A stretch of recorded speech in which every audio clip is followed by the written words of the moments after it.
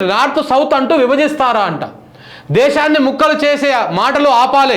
రాజ్యసభలో కాంగ్రెస్ పై ప్రధాని ఫైర్. విభజనవాదంతో దేశ భవిష్యత్తుకు ప్రమాదం. అయ్యా, ఎవరు సౌత్ నార్త్ అని చెప్పేసి ఎవరు విభజించరు.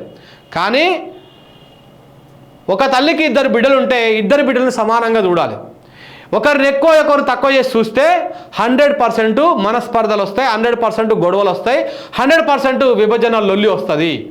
నువ్వు సౌత్ అనేటువంటి నినాదం వస్తుంది అంటేనే అక్కడ ఏదో అణచివేయబడుతుంది అని, వాళ్ళకేదో అన్యాయం జరుగుతుంది అని, మా ప్రాంతం నెట్టివేయబడతా ఉంది. మేము కష్టపడి మా ప్రజలు కష్టపడి పన్నులు కట్టి మేము పన్నులు కేంద్రానికి ఇస్తూ ఉంటే మాకు నిధులు ఇస్తలేరు, మాకు ప్రయారిటీ ఇస్తలేరు, మాకు బడ్జెట్లో కేటాయింపులు లేవు అని చెప్పేసి సౌత్ ప్రజలు అనుకుంటున్నారు. కాబట్టి ఆ నినాదం వస్తూ ఉంది. ఉట్టినే రాదు మోడీ గారు, ఉట్టినే రాదు. దేశాన్ని విభజించాలనేటువంటి ఆ పని ఎవరు చేయరు.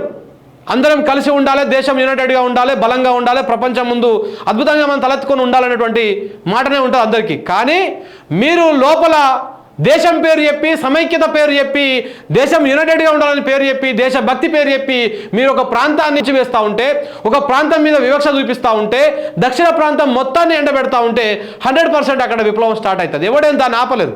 ప్రజలను ఆపేస్తావా? ఇవాళ ఒక నాయకులు మాట్లాడతానో ఒకరిద్దరు మాట్లాడతానో వాళ్ళు సస్పెన్షన్ చేసో వాళ్ళని ఏ విధంగా నువ్వు నోరు మూపేయగలుగుతావు? ప్రజలను ఎట్లా నోరు మూపిస్తావు? ఎంతమందిని జైల్లో పెడతావు? జరుగుతున్నది అన్యాయాన్ని గుర్తించి ఆ అన్యాయాన్ని సరి చేసుకోవాలి. ఆ ప్రాంతాన్ని మళ్ళీ మనము ఇబ్బంది పడకుండా చూసుకోవాలి. పాలకులు మొత్తం నార్త్ వాళ్ళు కాబట్టి నీ నార్త్ ఇండియానేమో అద్భుతంగా డెవలప్ అయ్యే విధంగా అద్భుతంగా పనులు మొత్తం పోతూ ఉంటాయి, నిధులన్నీ అక్కడికి పోతూ ఉంటాయి. మరి సౌత్కి ఎందుకు రావు నిధులు? ఎందుకు రైల్వే బడ్జెట్లో అన్యాయమే జరుగుతుంది? సౌత్కి అసలు బడ్జెట్లో అన్యాయమే జరుగుతుంది, నిధుల కేటాయింపుల్లో అన్యాయమే జరుగుతుంది, మెడికల్ కాలేజీల్లో అన్యాయమే జరుగుతుంది. ఇట్లా ప్రతి విషయంలో అన్యాయమే జరుగుతుంది. దేనికి జరుగుతుంది? ఇంకా మొన్న ఒక ట్వీట్ చూస్తే ఎన్నో మెడికల్ కాలేజీల విషయంలో సౌత్కి అసలు మొత్తానికి కేటాయించొద్దు అంటారంట. ఎందుకంటే ఇప్పుడు ఎక్కువ ఉన్నాయి ఇక్కడనే, అక్కడ తక్కువ ఉన్నాయి కాబట్టి. గట్లుంటుందా?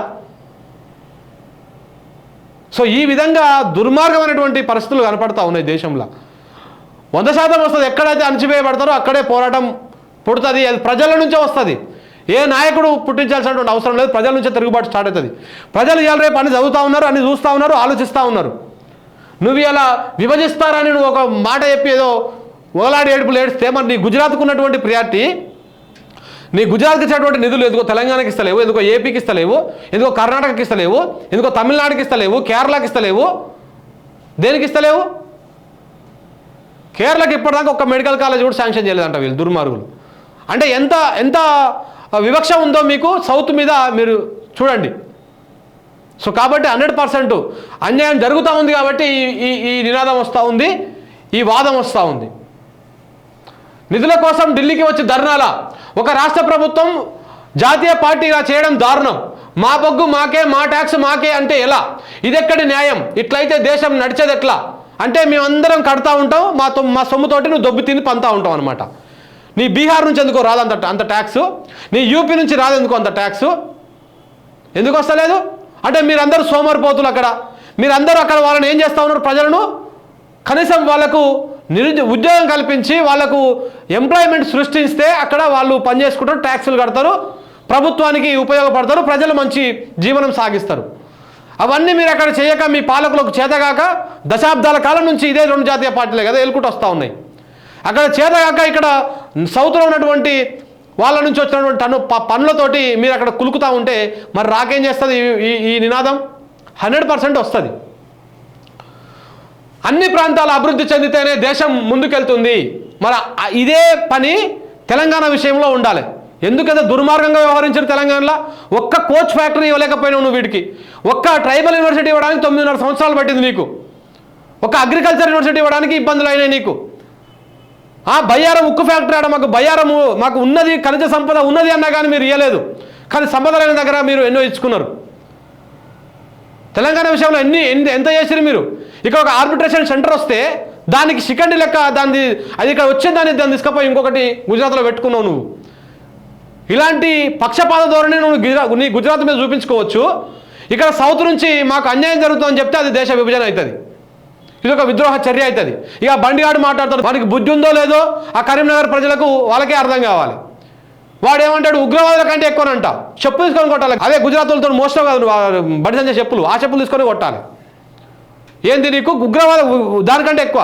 మరి జరుగుతున్నటువంటి అన్యాయాన్ని, ఆ అన్యాయం గురించి ఎవడు మాట్లాడాలి? Waste fellows. 100% ఉంటుంది. సౌత్ నినాదం వస్తుంది, ఇంకా వస్తుంది. మీరు ఇప్పటికైనా తేరుకొని ఆ సౌత్ ఈ ప్రాంతాన్ని మీరు చూడకపోతే, ఈ ప్రాంతానికి న్యాయం చేయకపోతే 100% నినాదం వస్తుంది. రాదు అన్నట్టు ఏం లేదు. నేడు ఒక ప్రత్యేకమైన విషయంపై నా బాధను తెలియజేస్తున్న డ్రామా నటన ఇంక ఏడవలే. ఇంకా చూడండి, రాజకీయ ప్రయోజనాల కోసం దేశంలో నార్త్ సౌత్ ప్రాంతాల మధ్య ప్రజలను విభజించేలా కాంగ్రెస్ నేతలు స్టేట్మెంట్లు ఇస్తూ ఉన్నారు. అది కాంగ్రెస్ స్టేట్మెంట్ కాదు, తప్పు వెనక్కి తీసుకోవాలి. అది ఇక్కడ ప్రాంత ప్రజల స్టేట్మెంట్. అది ఏ పార్టీ సొంతం కాదు. ఈ ప్రాంతం అన్యాయం జరుగుతూ ఉందని ప్రజలు తెలుసుకుంటే అదే వాళ్ళ సొంతం. అది ఒక రాష్ట్ర ప్రభుత్వం ఇలాంటి భాషను మాట్లాడుతూ ఉంది. దేశానికి ఇంతకన్నా చెడ్డ విషయము ఇంకోటి ఉండదు.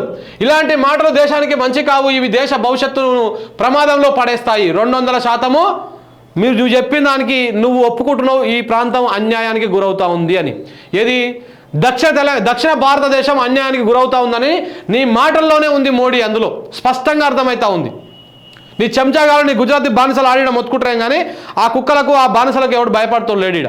సో కాబట్టి ఈ విధంగా దేశాన్ని విభజిస్తారా అంటే మీరు న్యాయం చేయనప్పుడు మరి ఆ పోరాటం పుడుతుంది. పుట్టకేం చేస్తుంది? ఒక్క సౌత్ స్టేట్ తీసేస్తే వీళ్ళ బతుకుంటుందా? ఏముంటుందా? అది ఆ బీహారు ఒకసారి మీరు చూడండి. బీహార్ ఇస్తున్నది ఎంత కేంద్రానికి, బీహార్కు పోతున్నది ఎంత? మనం ఆ ప్రాంత ప్రజలను మనం ఏమంటలేము. పాలకులదే తప్పు. పాలకులు అది కల్పించాలి. ఎంప్లాయ్మెంట్ క్రియేషన్ చేయాలి. అక్కడ ఉపాధి కల్పిస్తే ప్రజలు పని చేసుకోవడం సిద్ధంగా ఉన్నారు. వాళ్ళు అక్కడ ఉపాధి కల్పిస్తే బీహార్కి వెళ్ళి వచ్చి తెలంగాణలో ఎందుకు పనిచేస్తారు? హైదరాబాద్లో ఎందుకు పనిచేస్తారు? నిర్మాణ రంగంలో. వాళ్ళు అక్కడ ఉపాధి కల్పిస్తే ఉత్తరప్రదేశ్కి వెళ్ళి వచ్చి ఎందుకు ఇక్కడ బతుకుతారు? ఆటోలు నడుపుకుంటా. దేనికి బతుకుతా ఉన్నారు? చాట్ బండార్లు పెట్టుకుంటా. ఉత్తరప్రదేశ్, రాజస్థాను, బీహారు ఇట్లాంటి ప్రాంతాల నుంచి వచ్చేందుకు ఇక్కడ బతుకుతా ఉన్నారు సౌత్లో. ఎందుకు అంటే అక్కడ మీరు ఎలాంటి ఎంప్లాయ్మెంట్ క్రియేషన్ లేదు, ఎలాంటి డెవలప్మెంట్ లేదు. అందరి కాడికి దోసుకోవాలి, దొబ్బి తినాలి, ప్రజల పేరు చెప్పి తినాలి. మీరు పాలకులు అక్కడ చేస్తున్నటువంటి తప్పది. ప్రజలది కాదు. ప్రజలు ఎవరు కూడా మేము పని చేయము, మేము సోమరపోతులకు తిని పంతామని ఎవరు అనరు. మీరు అలాంటి పరిస్థితులు అక్కడ కల్పిస్తలేరు. అంతే, అంతకు మించి ఇంకోటి ఏం లేదు.